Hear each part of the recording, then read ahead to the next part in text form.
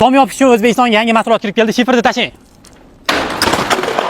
Bu o'zimizni legendarniy shifr bo'ladi. Hech qanaqa yomonlaganimiz yo'q. Endi O'zbekistonga yangi kirib kelgan mahsulot keramika plast. Tashing. Xullas, bu keramika plastning nima afzalligi bor? Shifrdan 3 barobar yengil bo'ladi va buni tarkibi keramika qo'shilgan va plast qo'shilgan. Ikkalasi yana bir necha komponentlar aralashtirib 30 yilga kafolat berishyapti. Bunaqa shifrlar O'rta Osiyoda ham yo'q, ya'ni O'rta Osiyoda birinchi bor Andijonda ishlab chiqarish boshlandi. Mabodo osmondan katta-katta do'l yoqsa ham hech narsa bo'lmaydi deyapti. Qani tashab ko'ringlar.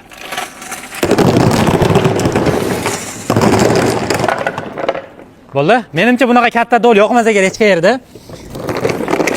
Xullas, yana bitta qulaylik tomoni bu issiqqa sovuqqa chidamli va yonmas ekan ham va har xil yomg'ir yoqqanda bundan nojo'ya ovozlar ham chiqmas ekan va umuman orqa tomoni terlamas ekan ham.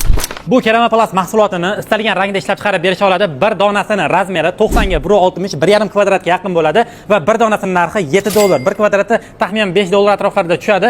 Andijonda ishlab chiqarilyapti. SNG davlatlari bo'ylab yetkazib berisha oladi azizlar. Ko'rib turganlaridek va bu zavod rahbari Akmaljon aka xalqimizga shu arzon va sifatli mahsulot yetkazib berish maqsadida 4 yil davomida shu mahsulot ustida ishlab, mana O'zbekistonda Andijonda ishlab chiqarishni boshladik. Va aynan bu mahsulotdan 2000-yil Toshkentda yopilgan ekan, hozir ham hech qanaqa o'zgarmagan holatda turibdi. Xuddi shunday. Keyingi videolarimizda 2000-yil yopilgan joyga borib sizlarga albatta ma'lumot berib o'tamiz.